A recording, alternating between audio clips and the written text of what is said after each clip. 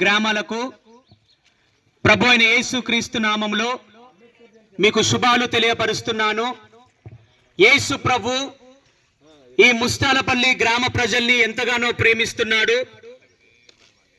2025 సంవత్సరాల క్రితము ఆ దేవాతి దేవుడు ఒక దైవ మానవునిగా, ఒక మనిషిగా ఈ లోకానికి ఎందుకు వచ్చాడంటే, దేవుడు మనిషితో సహవాసం చేయాలనుకున్నాడు, మనిషితో మాట్లాడాలనుకున్నాడు.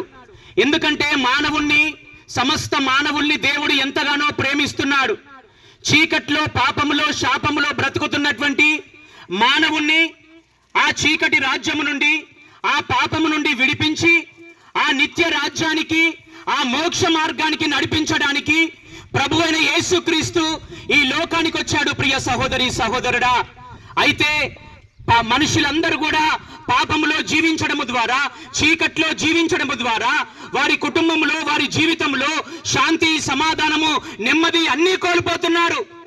అయితే మానవుడు ఏదైతే కోల్పోయాడో మరలా యేసు ప్రభుల వారు అది మనకు అనుగ్రహించడానికి, ఆ మోక్షానికి మనల్ని నడిపించడానికి ప్రభు అయిన యేసుక్రీస్తు ఈ లోకానికి వచ్చాడు. పాపులను రక్షించడానికి క్రీస్తు యేసు ఈ లోకానికి వచ్చాడు. అందుకే యేసు ప్రభు అంటున్నాడు, నేనే మార్గము, నేనే సత్యము, నేనే జీవమునై ఉన్నానంటున్నాడు. నా ద్వారా తప్ప తండ్రి వద్దకు ఎవడు కూడా రాలేడు. ఈ లోకములో నిజంగా ఈ మాటలు ఎవరైతే వింటున్నారో, నీ జీవితంలో శాంతి లేదా, సమాధానము లేదా, నెమ్మది లేదా, ఆరోగ్యము లేదా, అయితే యేసు ప్రభుల వారు ఈ ఉదయకాల సమయంలో నిన్ను పిలుస్తున్నాడు.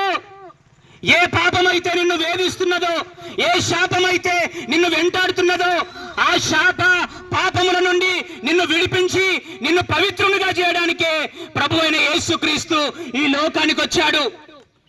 కాబట్టి దీపం ఉన్నప్పుడే ఇల్లు చక్కబెట్టుకోవాలి.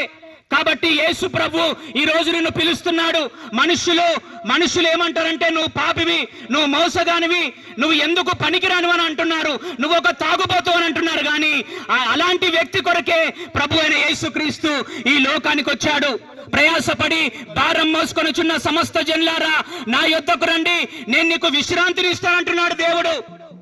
ఈ రోజు మనుషుల ద్వారా మోసపోయి ఏదో బంధకములో తెలియని పాపము నిన్ను వెంటాడుతూ నీకు మనశ్శాంతి లేకుండా చేసినట్లయితే యేసు ప్రభు ఈ రోజు నీకు నూతన జీవితాన్ని ఇవ్వబోతున్నాడు. ఎవరైతే యేసు ప్రభు దేవుడని నోటితో ఒప్పుకొని హృదయమందు విశ్వసిస్తారో వారి కొరకు పరలోక రాజ్యం ఉన్నది, వారి కొరకు నిత్య రాజ్యం ఉన్నది. ఇదిగో దేవుడు నీ కుటుంబ పరిస్థితిని మార్చబోతున్నాడు. నీ ఆర్థిక స్థితిగతులను అన్ని మార్చి నిన్నొక నూతన వ్యక్తిగా యేసు ప్రభు చేయాలని ఆశపడుతున్నాడు. కాబట్టి ప్రజలారా, ఈ మాటలు వింటున్నటువంటి మిమ్మల్ని ఈ రోజు యేసు ప్రభు పిలుస్తున్నాడు. ఇదొక శుభవార్త. మంచి కార్యాలు చేయడం వల్ల, పుణ్య కార్యాలు చేయడం వల్ల మీకు పరలోక రాజ్యం మనకు లేదు.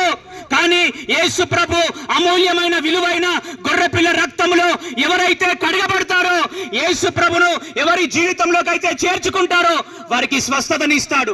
నువ్వు ఉన్నటువంటి ప్రతి బంధకం నుంచి దేవుడు నిన్ను విడిపిస్తాడు.